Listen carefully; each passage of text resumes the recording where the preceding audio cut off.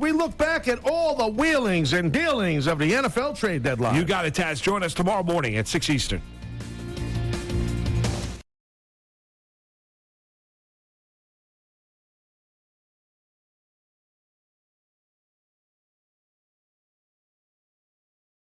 To us anytime, anywhere.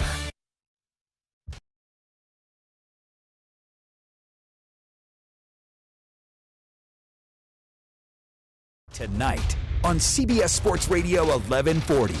And now, here's your host, Scott Gobranson. Welcome to the first inaugural Silver and Black Tonight here on CBS Sports Radio 1140 in Las Vegas, future home of the Raiders, as we expand our coverage and increase our commitment to covering our hometown team, the soon-to-be Las Vegas Raiders. Welcome, everybody. You know us from Sundays on Silver and Black today from 8 to 10 a.m. Now we're invading your prime time with another show dedicated to all things Raider Nation. I'm your host, Scott Gobranson, joined by Chaz Osborne. And on Tuesday nights, we will break down the week that was in Raiders football, focusing on analyzing, exploring, and debating the Raiders' last game and where they are given this point in the season. We'll include insightful looks at key plays and moments of the game, hear from Raiders players and coaches, be joined by A-list guests, and take your phone calls at 702-257-1140. That's 702-257-1140. Don't be shy. Be that guy. Yeah. Call in or gal. Breaking news tonight, at least in the last few hours, for the Raiders. No trades at the trade deadline, but they did sign, I should say re-sign, linebacker Brandon Marshall, of course, was cut right before this beginning of the season. Also, journeyman linebacker Will Compton passed a physical. He's not been signed by the team yet, but he's been out there on Twitter talking a lot about it. So it looks like Will Compton, if his physical goes well, might end up being a Raider as well to help that thin linebacker core. The team, in a corresponding move, released linebacker Justin Phillips. So we say goodbye to Justin Phillips. But as they say, once a Raider, always a Raider. Okay, on to this week. The Raiders went to Houston with a 500 record at 3-3 on the season, and at the very end of their 49-day road trip that took them from Oakland to Minneapolis to Indianapolis to London, back to Green Bay, and finally to the Lone Star State. A win against the Texans on the road would perhaps solidify the Raiders as an early wild-card playoff contender. A loss, especially in the AFC, would make their uphill climb towards the playoffs that more difficult. The day started great for the Raiders, who again, thanks to the running of Josh Jacobs and the passing of Derek Carr, got off to a fast start. Scoreless in the first quarter, with the Raiders facing 3rd and 6 from their own 35-yard line. Derek Carr finds rookie Hunter Renfrow for 65 yards and pay dirt. Carr, good protection, and he completes it, and staying at his feet is Renfrow! Hunter Renfrow! All the way! 65 yards! His first NFL touchdown! The Fro with his first touchdown after the Texans answered right back with their own 6-play, 75-yard drive in just over 2 minutes, as Deshaun Watson found Duke Johnson from 12 yards out to tie the game at 7, after an Oakland 3-and-out, followed by a nice Raiders defensive stand. The Raiders, after the ensuing punt, marched right back down the NRG Stadium field with a 4-minute and 43-second drive where Derek Carr found the baller, Darren Waller, to take a 14-7 lead. Carr keeps it. There's Waller. Waller angling for the end zone. Lunges, and he's in. Touchdown, Raiders. All right. Then, after both teams traded possessions, but didn't score, the Texans climbed within 4 points of the Raiders with 1:07 remaining in the first half, with the Raiders clinging to a 14-10 lead. The second half started with Houston orchestrating a 9-play drive, which ended with a Fairbairn 53-yard field goal, cutting the Raiders' lead to 3 at 14-13. The Raiders wasted no time in answering the Texans, opening the second half drive with an impressive one of their own after finding speedy wideout Tyrell Williams. Remember him, Chaz? Tyrell Williams, he's back early in the drive for a 23-yard pass. Carr and the Raiders faced a 3rd and 7 from the Houston 46 when number 4 found number 16 again. Carr just gets it off. Pressure coming from Merciless. Carr throws on the run. Wide open Williams. Williams at the 10. He'll walk it in. Touchdown Raiders. Welcome back, Tyrell Williams. Indeed. Welcome back. The long touchdown pass to bump their lead to 8 points at 21-13 with 8:02 left in the third. It would unfortunately be Oakland's last touchdown on the day. The Texans then constructed an 8-minute, 15-play drive over 77 yards when Watson found tight end Darren Fells in the end zone to again pull Houston within one at 21-20. The Raiders' first of just 3 possessions in the second half started the fourth quarter and saw the Raiders move the ball well for 4 minutes, culminating in a 44-yard Daniel Carlson field goal, making it 24-20 Raiders. On the first play of the next Texans drive, a key play in my mind in the game, Watson sailed a pass wide of his receiver on first down, but the Texans benefited from a Max Crosby late hit on the quarterback and the 15-yard penalty, giving Houston improved field position. 9 plays later, Watson found Fells again with the back-breaking touchdown to put Houston ahead for the first time on the day and for good. Watson, and he goes down. No, he stays on his feet, throws on the run, touchdown! Unbelievable! Watson, a magician! All right, so there you have it. The Raiders finished the day, and thank you to CBS Sports for the highlights, the audio you heard there. That's how the game would end as the Raiders finished the road trip 2-3, heading back to Oakland to face the Lions on Sunday. The numbers, the Raiders finished the day with 378 yards on offense, squandering Derek Carr's first 3 touchdown game of 2019 and sparkling performances by Tyrell Williams, who finished the day with 3 catches for 91 yards and a touchdown. And Hunter Renfrow having his breakout game with 4 catches, 88 yards, and 1 score. Ultimately, the Raiders were sabotaged by 10 penalties for 100 yards, and in the case, a bit of the case of the drops, at least, Chaz, right? A little bit. Texans quarterback Deshaun Watson also finished the day with 3 passing touchdowns, getting the win going 27-39 for 279. And Houston wide receiver DeAndre Hopkins also torched the Oakland defense, which will be a hot topic during this show, the defense, grabbing 11 catches for 109 yards. Darren Fells added 6 snags for 88 yards and 2 touchdowns, including the game winner. So there you have it. You're up to speed. I'm sure most of you watched the game, but nonetheless, that's where we're at. And Chaz, so this game, I mean, you look at this game, so many missed opportunities, right? And that's the thing. I don't know about you. You and I went back and forth a little bit on this. Yep. There's no question. First of all, let me reintroduce Chaz. Chaz Osborne, my co-host. How you doing tonight, man? Oh man, great. We're in here at night. I'm loving the Tuesday night. You like it? This is great action. You're a night owl. I'm a night owl, right? So it works out good. Okay, so. But, Chaz, with this game, okay, we're looking at it and we're saying, okay, the Raiders, you look at the numbers on offense especially, right. Had a great day on offense. Derek Carr had a very good game. There's no questioning that.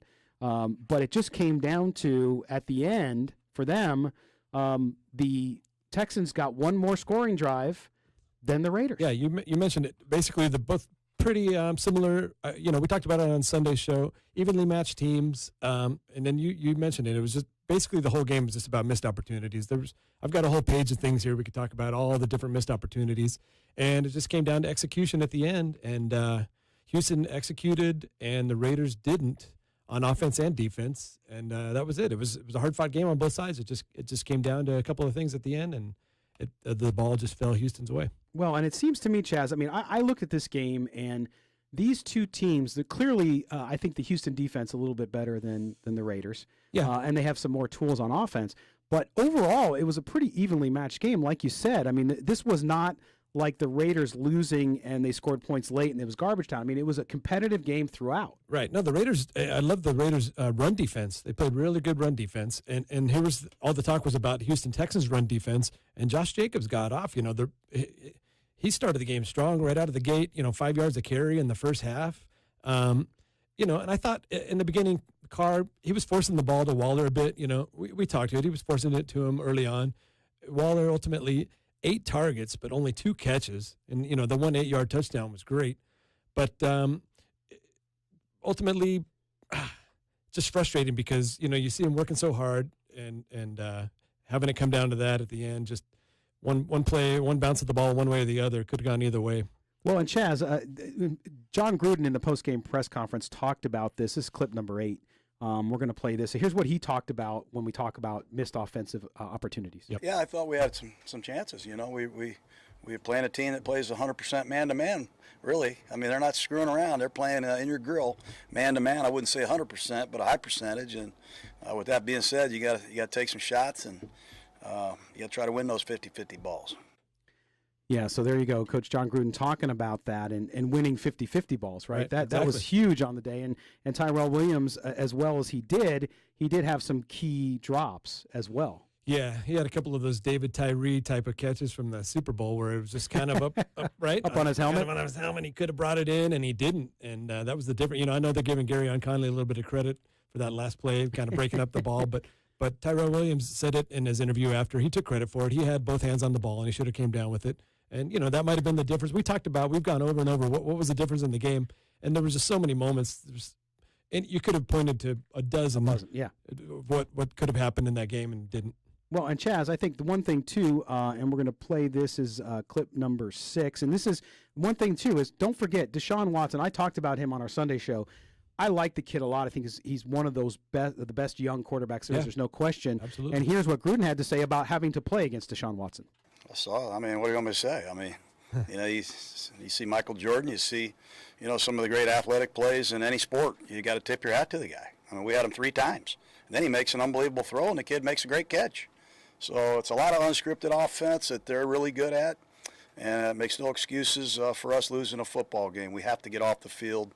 When you have 100 yards in penalties and give up 30 first downs, it's going to be tough to win against a playoff team. And he said the key word there, unscripted. You know, you practice and you prepare all week for a certain thing of a team, and then here's Watson just going right off the script and doing things that we weren't prepared for, and you know, obviously we just couldn't defend it. No, and again, this game, and we're going to talk more about it too after we get past the next break, but this game ends that long road trip, and the last thing we want to play here from Coach Gruden is him talking about this long trip. Number 5. Thank Quarterback. Couldn't catch him. Oh, sorry. Made a lot of plays. Pardon me. That's my bad. Hey, first show, right? We are on number 8, number 7. Thank you. Proud. This has been the most ridiculous road trip I've ever been on. I'm going to become a travel agent after this trip. I know a lot about moving around, flying around in different hotels now. Yeah. All right, so he has now become Travelocity. Listen, one curious thing that I noticed during my time with the Lakers, and every team, you know, in the NBA kind of has a 5-game road trip at some point during the season, right? But the Lakers and the Clippers, they have a 2.5 week thing for the Grammys. They have to be away from the Staples Center, and the same thing with the San Antonio Spurs. They have that long rodeo road trip, and you know, one thing I noticed when teams came back, you know, and I traveled with the team for the first couple of years, and you get back and you think, okay, great, you know, we got a home game now. You get comfortable. And more often than not, you would lose that first game back from a long road trip. And I don't know if it was just, you know, you're taking that deep sigh, you're comfortable. And, you know, this is pretty unprecedented for an NFL team to be gone for 6 weeks. You just don't hear that. But I'm hoping that the Raiders don't fall into that trap of maybe coming home feeling a little bit too comfortable and not taking this game seriously next week. Absolutely, Chaz. You're absolutely right. All right, well, that concludes the opening of this show. That's right, the first ever Silver and Black tonight here on CBS Sports Radio 1140. We're going to step aside. When we come back, we'll delve deeper into the numbers from this game. We can also take your call, 702-457-1140, 702-457-1140. You're listening to the Silver and Black tonight here on CBS Sports Radio 1140.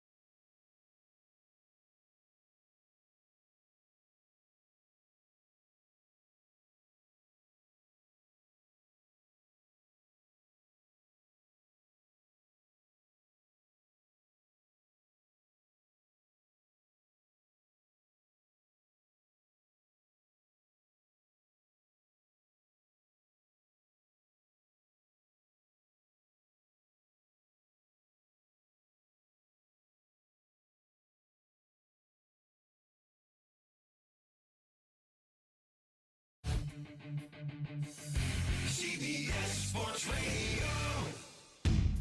When you need inside info on your Raiders, you'll find it here. This is Silver and Black Tonight on CBS Sports Radio 1140. Oh, yeah. Welcome back to the Silver and Black Tonight here on CBS Sports Radio 1140. That's right. Sunday mornings and Tuesday nights. Yes. Yes. We are back, and we are talking Raider football. Of course, we're talking about the loss to the Texans. Of course, that's the point of conversation as we review one last time what happened to the Raiders this week as they drop to 3-4, which is not bad to me after that road trip. I know Raider fans want to win badly, Chaz, and they want to be there, but it's the way it is. And we're going to delve into that. Just a quick reminder, coming up after the next break, our senior NFL columnist at silverandblacktoday.com, Moe Moton. You can also read him on Bleacher Report. Of course, Moe is a fan favorite amongst Raider Nation, at least with most, because he tells it like it is. Yeah, Mo's great. And so sometimes people don't like to hear it like it is. They want to hear it how they want it. Yeah. But Mo's not that way. Okay, Chaz, so let's talk about this game a little bit. And let's start with kind of the offense, right? Because one of the things that I've kind of been talking to people about is that this game, I don't think, was lost just because of the defense. I know it's going to drive people nuts, and they're going to call me an idiot because the defense couldn't make big stops. And that's true. I'm not in any way absolving the defense of what happened. Right. But at the same time, Chaz, the offense, they did enough. They again, 3 times the second half. They got the ball 3 times. They scored twice. They didn't score the third time. Right. Houston had it 3 times. They scored on 3, and then the 4th time they got it, ran out the clock. Yeah. We can't count that one. But, I'll give it 60-40 to the defense because really the defense didn't stop at all. And it just, that last drive of the game where they basically kind of did the V formation. But there was a 10-yard run by Carlos Hyde. There was another. Fells had a one-handed spectacular catch that pretty much cinched the game. So you put it on the defense a little bit more than the offense. But the offense could have gone down, taken that last drive, scored, won the game. Good night.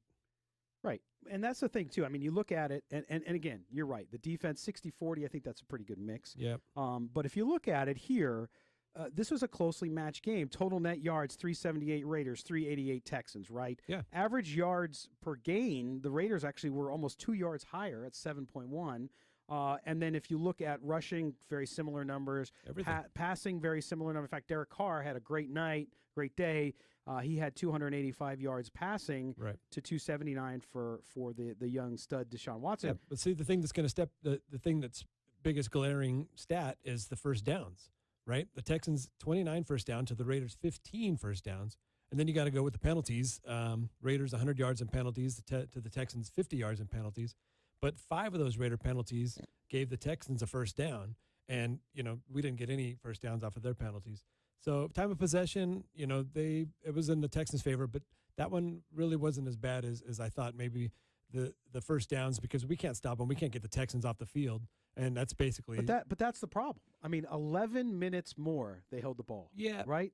To me, that in the second half especially, because if you look at the drives for Houston, you're talking here 8 minutes, 10.5 minutes, right, and 4 minutes versus the Raiders, who in the second half had it for 8 minutes. So they had one good long drive of their own, which they did get a touchdown, 4 minutes and 4 minutes. So again, sometimes these things like time of possession, when your defense isn't great, when you're thin at linebacker, when you're thin at defensive back, you got to try to get them off the field as fast as you can. And get your offense and have your offense have long sustained drive. So the offense, you can't blame them. You could blame the defense more, to your point. I just think, though, that you look at it all together, and that's what happens. That's how you lose. It's a team game. It's a team game. It's a team effort. If you win, it's a team win. If you lose, it's a team lose. And, we've been back and forth. We were talking about the game-defining plays, and it seemed like in the fourth quarter, every other play was a game-defining play. And, you mentioned the questionable penalties. There was missed tackles.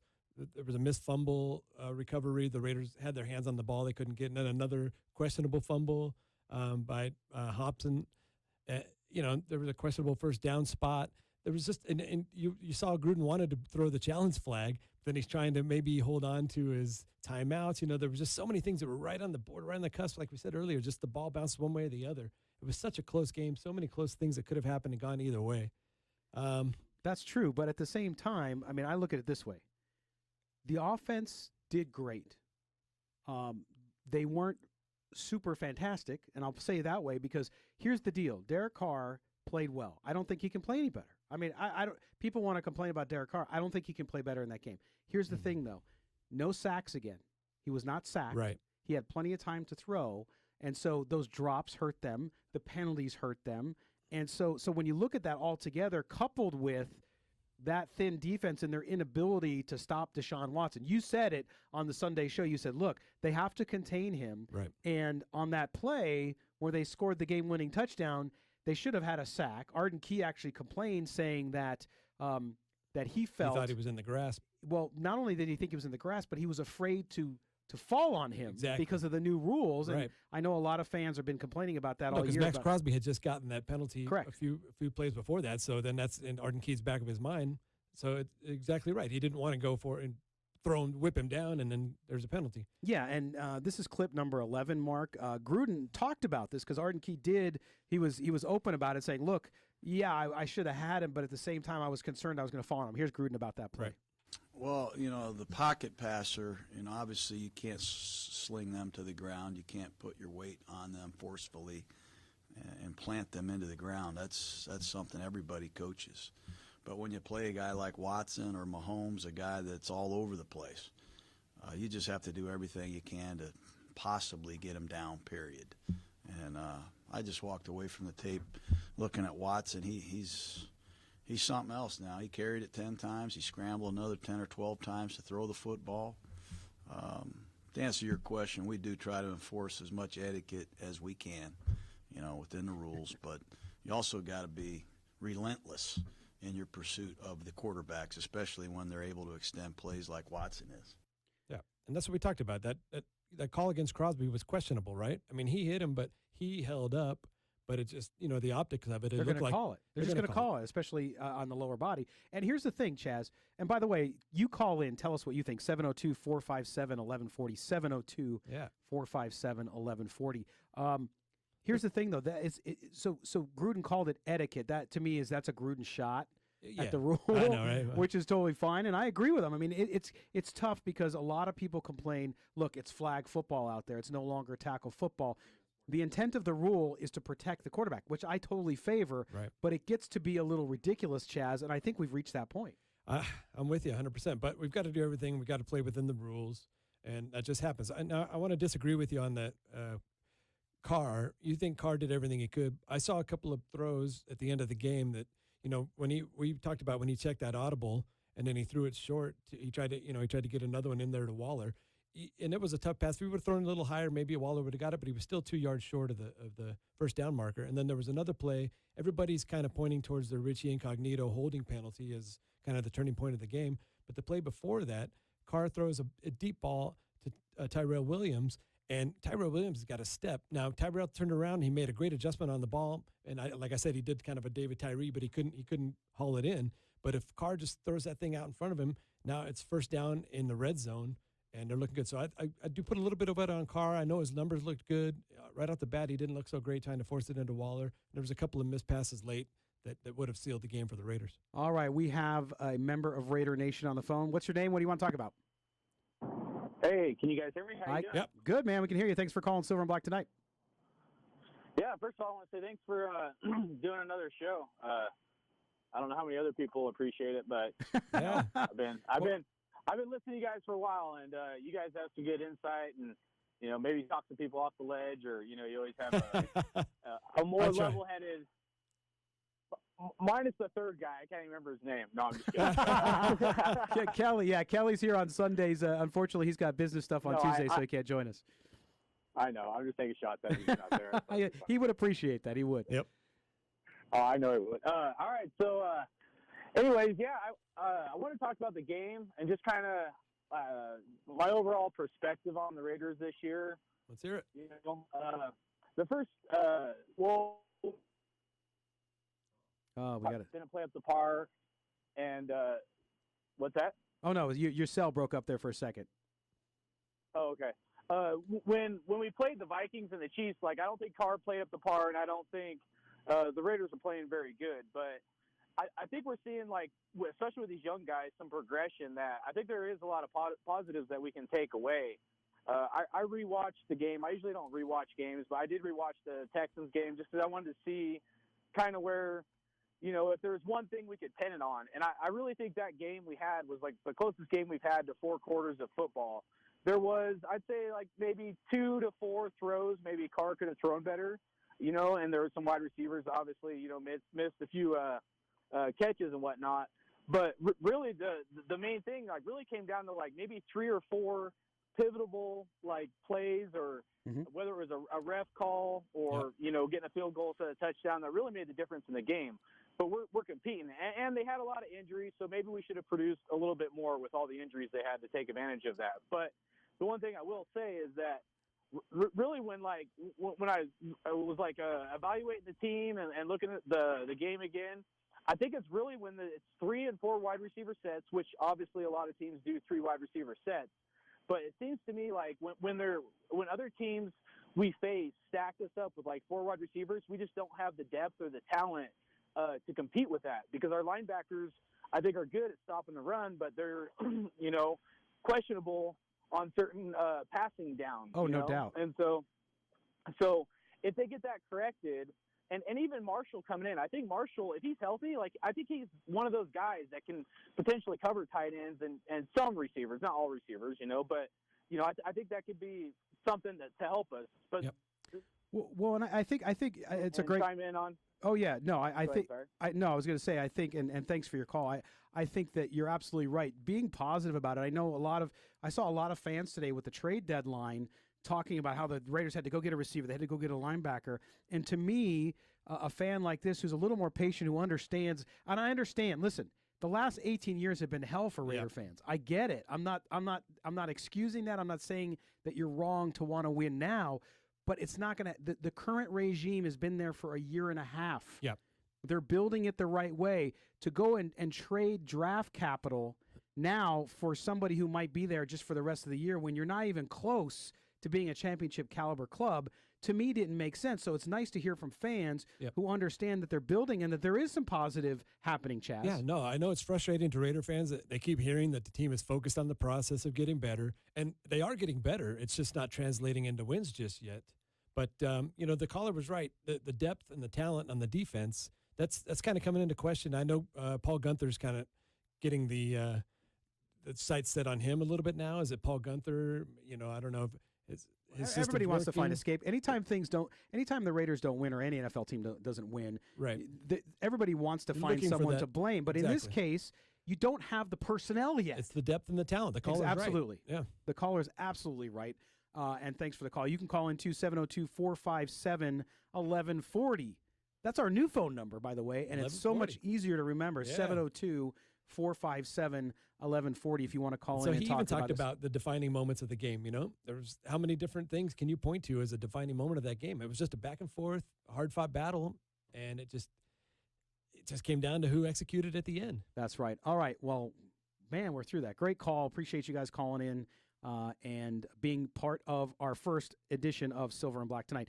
We're going to step aside for a moment. When we come back, Moe Moton, our senior NFL columnist and contributor here on CBS Sports Radio 1140, will join us. You're listening to the Silver and Black tonight on CBS Sports Radio 1140. Raider Nation rallies with us. The mob is restless after 2 straight losses. Get that 8th win. You might win one or get one here, make yourself 9-7 or something like that. The possibility of getting in a wild card. Who knows? Welcome back. Las Vegas is only all Raiders talk show, Silver and Black today. The Oakland Raiders select Josh Jacobs, running back. Knock on wood if they're with me. Your Las Vegas home for complete Raiders and NFL coverage.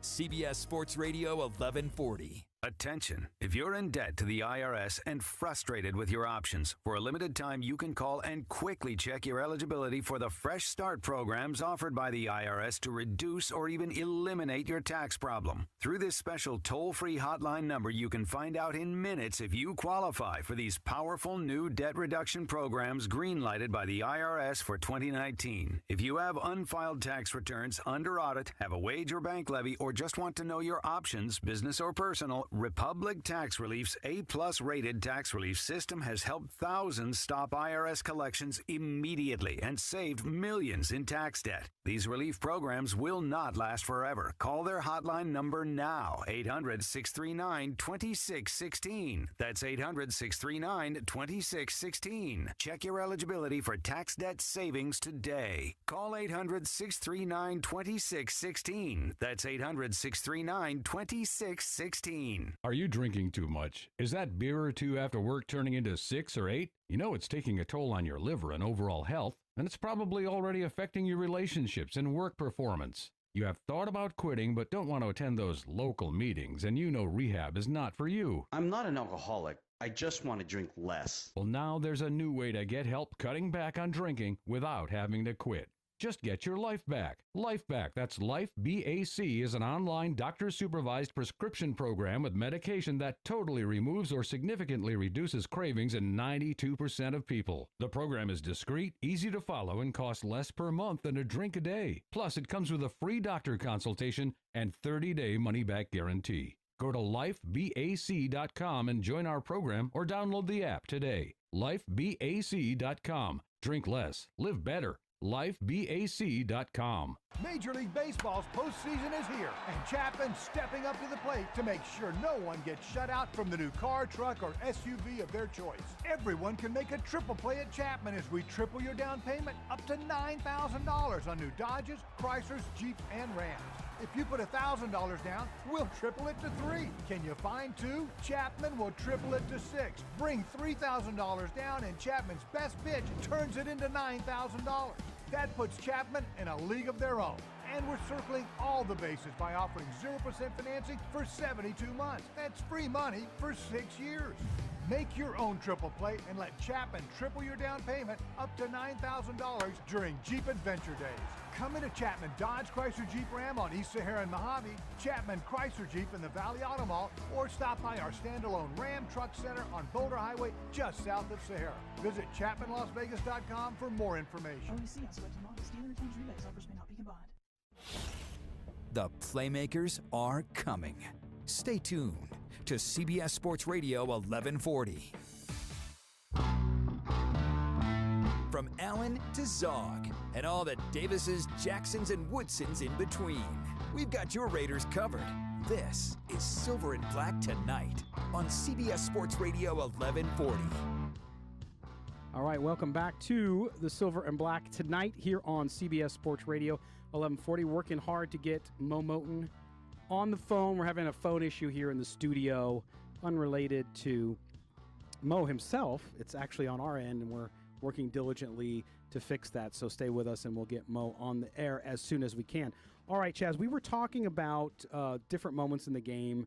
Yep. and some of those key moments. And when we were talking after the game Sunday, you mentioned the fumble, the Right. Houston fumble that the Raiders were not able to come up with. Talk about that situation and when it happened, because it could have been very big for the Raiders because of the timing. Yeah, no, Carl Joseph kind of popped the ball out of Carlos Hyde there, and they were in the scrum under the pile, and Joseph had his hand on the ball, and then you saw Max Crosby kind of go for it too at the end, but Carlos Hyde was able to rope it back in, and you saw Max kind of upset that he didn't get it. But, you know, there were so many defining moments. You and I went back and forth. We talked about it after, like, what was the defining moment of the game? There were so many. Like, last week in Green Bay, it was pretty obvious, you know, the car fumble into the end zone was the defining moment. Last night, I don't know who watched the Monday Night Football game, but when the Miami Dolphins blitzed on 3rd and 20 and the Steelers got a 45-yard touchdown out of it just before the half, it was just, you could tell that was the defining moment. And of course, they went on to outscore them 17-0 in the second half and win the game. But to me, no. But I was going to say, Chaz, I you're right. I mean, there's so many moments in a game, especially like this one, where it goes back and forth. Well, I shouldn't say it goes back and forth. The Raiders had the lead throughout the game, and that's actually happened a couple times this year where the Raiders are leading and then give it up late, right? Right. And especially in the second half. If you look at the Raiders' third quarter scoring, they've been outscored like 52-17. Right. It's not even close. So clearly, coming out of halftime, the Raiders have a problem get going. Yeah. They don't have a problem at the beginning of the game. No, they start off great, but there's some, you know, maybe the other team's making a great second half adjustment. You know, I guess really Watson's eye-popping play when he escaped the grasp of Arden Key, but he kept one eye down the field and threw the touchdown pass? Did you get a kick out of that one? Yes, I did. Okay. I gotcha. I think that, obviously was the biggest play of the game. Arden Key could have had that sack, but he maybe let up a little bit. And so many things that happened after that. There's really no way to just put your finger on one particular thing. No, there's not. But you look at that defense, and let's talk a little bit about the defense, because it has been the point of conversation and has the ire up for Raider fans, because if you make one stop, right? But you can say that about any defense in any game in a losing effort, because if you make one more stop than the other team, you're going to win, right? Right. And in this case, the Raiders have trouble. They're having depth issues, and in the NFL, depth is everything. Okay, and so if you don't have depth when a guy goes down, when a guy gets suspended for the rest of the season at linebacker for hits, right, guess what happens? You're screwed. And so with the Raiders in this particular case at linebacker, they are beyond thin. So they signed Brandon Marshall tonight. And we'll see if he can come off that knee injury. They cut him in the preseason or after the preseason because they, from what we hear, they didn't think he was ready to go. Has he been working out? Will he come in and make a difference? I don't know. Hopefully he will. It's concerning because no other team picked him up either. Exactly. But he does know the system. He was there for the whole preseason, so that's one positive. And hopefully he's had another month to heal. And he's been working out on his own, so he should come back and be able to contribute. How much, we'll wait and have to see that. But, like the caller said, when you talk about somebody going down and it's kind of that next man up mentality, but when you don't have the depth, it's hard to bring a next man up. And the talent level, we're still leaning on a lot of first and second year guys. So we got a lot of young guys out there. So they do have talent, but it's just a matter of getting the reps, getting used to the system and learning, the NFL, the speed of the NFL. Well, and I think, too, that the defensive front, too, I mean, a lot of people calling out Clelin Ferrell because saying he's not playing well enough. Right. Listen, I get it. When you go that high in the draft, you expect, and fans' expectations of where Ferrell is at this point in the season aren't there.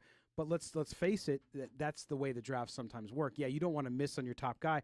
I was conversing with somebody on Twitter today, and they were telling me, boy, I'm fine with trading draft picks away because this squad hasn't been able to convert on draft picks. So I disagree. You have Josh Jacobs. You have Jonathan Abram, who unfortunately was injured. You have Trayvon Mullen, who's now starting. I think the biggest example Max of that Crosby. is Colton Miller. Colton Miller. Everybody wanted to get rid of Colton Miller last right, year, and now right. look at him this year. He's looking like a Pro Bowl season. And back to Clelin Ferrell, he brings stability. He contains the pocket, which allows a high energy guy like Max Crosby to get off after the quarterback.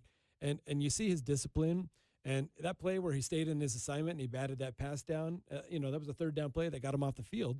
And was he drafted a little too high? Maybe. Would he have still been there in the 20s? Probably not.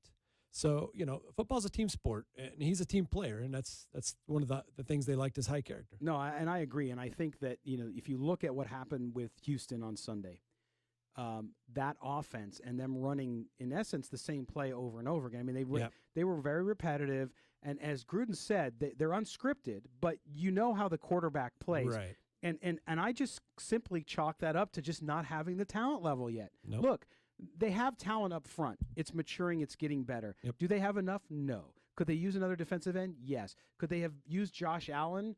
Yes, I think so. I wanted them to take Josh Allen. But nonetheless, they need help at linebacker. To me, that's a focus for the draft next year. But you have holes everywhere still. That's why when people said coming into this year, this team's going to win 8 or 9 games or 10 games, I was completely, no, you're not looking at the roster. That's great that you're a positive thinking fan. I got no problem with that. Right. At the same time, you have holes. They cannot be filled easily. And so that's where they're at. They are, in my view, as Vegas put them, a 6-win team. They're already halfway there. Right. Can they win 3 more games? Absolutely. Yeah. Well, that's the classic argument against draft picks and already having an established player. And we kind of saw, Minkah Fitzpatrick last night, and he had a big game. And you think to yourself, boy, we could have traded, what for him? And, you start getting these established players. It's going to be the classic argument, back and forth, whichever way you fall on the deal. Do you want to get a guy that you can draft and, kind of bring him in your system? He's kind of your guy type of player. Or do you want to go out and get an established guy and, maybe fast forward this rebuilding project? Yeah, no, that's true. And to me, and by the way, we're still having a phone outage in our area here, so we're not able to get to Moe Moton. We're going to work on it, but it looks like we might have to just welcome him on the show Sunday. So, unfortunately, sorry for that, and we apologize to Mo and to all of you for the phone issues that we're having here, but plenty of Raider football to talk about. So guys, I think that one of those things that we'll talk about when we come back is, where do the Raiders go from here? You know, what can they learn from this? What do they need to do as they face the Lions coming up on Sunday? But also looking back a little bit too, and finding other positives, because that's what we want to do too. We've talked about the shortcomings, but we want to talk about the positives. We're going to step aside after the break. We'll be back to talk more Raider football with you here on the Silver and Black Tonight. Thanks. Don't go anywhere.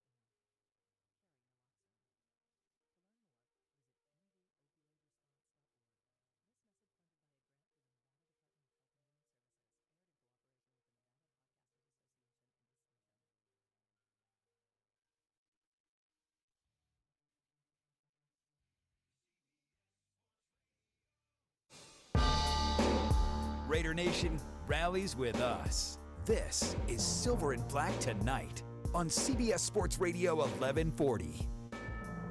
Welcome back to CBS Sports Radio 1140 and our inaugural edition of Silver and Black Tonight. Of course, we have Silver and Black today, Sundays 8 to 10 a.m. as well. You can stream. We are streaming live on video, YouTube, Facebook, Periscope, via Twitter as well, so you can watch us there as well. Lots of folks there. Great conversation happening as well. Guess what? We got some phoneage. Yes. We got some phoneage. So we are now going to bring in quickly, since we're getting towards the end of the show, our own senior NFL columnist, also a contributor at Bleacher Report, Mr. Moe Moton. Mo, how are you tonight, man? I'm doing good. The powers that be tried to sabotage. That's right. You're stronger than the powers that be, Mo. You don't know any Ukrainians, do you? Uh-oh. No. Okay. All right, Mo. So we have you here now. So let's talk about. You heard Chaz and I talking about the Raiders and the Texans, and I know I was watching you on Twitter the last 24 hours, and you talking about the Raiders' defense and their need for defense. They went out and signed Brandon Marshall today, but I keep trying to tell fans there was no trade that was going to help them today get to the point where their defense was going to be good enough to change the fortunes of this team. Do you agree with that? I agree with that to a certain extent. I would agree with your sentiment that one player wasn't going to change them from a fringe or a 500 team to a division winner. It just doesn't happen that way. But I will say one of the suggestions I had in one of my articles on Silver and Black today was, if you were going to go after one player, I would have gone after a linebacker for maybe a third or fourth round pick. Yeah. I mean, hey, the Raiders have 3 third rounders. You can give up one for maybe a Preston Brown if the Bengals were willing to move on from him. I mean, they haven't won a game yet. They're benching Andy Dalton. It's clear they're preparing for 2020. So, hey, third or fourth round pick for Preston Brown to shore up your linebacker position, to me, would have been an ideal deal for them to make for the deadline. Yeah, I feel like, Sunday's game, maybe win or loss, depended on if they were going to make a move in the trade deadline. Maybe if they would have won that game, they probably would have went out and made a trade. But since they lost, just kind of reel it back in and say, all right, we're still in rebuild mode. Mo, was there indication that they could have gotten him for that compensation? No indication that he was on the block. So, I know a couple of Browns Bengals fans, and they say that the organization doesn't really make trades. This is why I never felt like the Reds had a chance at A.J. Green. I know a lot of fans wanted A.J. Green, big name, but I never felt that they had a legitimate chance to get him. But a guy like Preston Brown, who was hurt last year but played well, and again, that defense isn't playing well. It's just as bad as the Raiders' defense at this point. Yep. I felt like with 3 years still left on his deal, he's not a one-year rental. He still has 3 years left, so It's not like you're just getting him for 1 year. Could have had him for 3 years, and he could have solidified the middle of your defense. I feel like the Raiders had at least tried. I don't know if they did or not, but I feel like they should have at least tried to get him from the Bengals. Now, Mo, we've all heard Raider fans talk since Sunday about the linebackers, right? And because and I'm glad that Coach Gruden cleared up some misconceptions. There were people complaining about linebackers covering Hopkins one-on-one, which wasn't happening. It was a zone defense. Right. But when you look at that linebacker core, there's no question, just like you said, they need help there. But they need help other places on the defense. For you, what other glaring area did you see in that game that the Raiders really need to address, not only the rest of the season by playing better, but also in the offseason when they go into acquisition mode? I feel like they need to address the safety spot. I know people like Carl Joseph. He had a situation where he couldn't recover a fumble, which I thought was – I'm not in that situation, but I just man, he was so close to recovering that fumble. Oh, man. And they declined his fifth-year option, too, so he's probably out of the door unless he's spectacular in the second half of the season. But LaMarcus Joyner, I feel he's out of position. If they're going to keep him in the nickel spot, they need a free safety, a guy who can erase drives on the back end with an interception. I believe the Raiders have 3 interceptions on the season. They're going to need a free safety if they're going to keep LaMarcus Joyner in the nickel. Now, if they're going to play him as a safety, then I would go out and maybe get a veteran nickel, because I'm not a big Nevin Lawson guy. I know he's probably on a 1-year deal, probably going to be out of the door, but you got a young group there. So I want a proven corner, a proven guy back there, just in case your rookies, your young players don't develop. So is it Gunther's system that's ineffective or outdated, or is it just a matter of injuries, talent level, youth, and inexperience? I know the pitchforks were out for Paul Gunther last Sunday. Yep. And my thing is, I don't know if you remember this, but I asked Twitter 2 weeks ago, who was the best player on the Raiders defense, and I got 4 or 5 different answers. Right. From rookies to guys who just got there. And if that's the response to who you say is the best defensive player in that group, then obviously there's a talent issue there. And I think those guys, as you said, Farrell, Key, almost Arden Key, I know Colton, almost Arden Key, those guys need to develop. Max Crosby has shown flashes, but he's not there yet. And I don't think this defense, who is your Pro Bowl, all-pro player who's going to close the game for you like Khalil Mack used to do? Right. Raiders don't have that. Nobody. So until you have that, I don't think you can fully judge Gunther yet. Nobody. Mo, listen, we had to cut it short, obviously, because we went into the final part of the show here. But we'll have you again, I know, on Sunday and on another one of the Tonight shows as well. So Moe Moton, senior NFL columnist, Silver and Black today. And also you can read him at Bleacher Report. Check him out at Mo, M-O-E-M-O-T-O-N. Mo, thanks, man. Have a great night out there in Brooklyn. Thanks, Mo. All right, thank you. Thanks for having me on. All right, Moe Moton, always fun, always a great guy to have on, so agree with him. And Chaz, we are at the end of our first, I know, we're just getting started too. Silver and Black tonight, again, Tuesdays from 6 to 7 p.m. here. Join us this Sunday, 8 to 10 a.m. on same bat channel, same bat time, 8 to 10, Sundays for Silver and Black today. For Chaz Osborne, I am Scott Branson. For our producer and engineer, Mark Bonilla, this has been the Silver and Black Tonight. I'm Scott Branson. We'll talk to you next time. Thanks, everybody.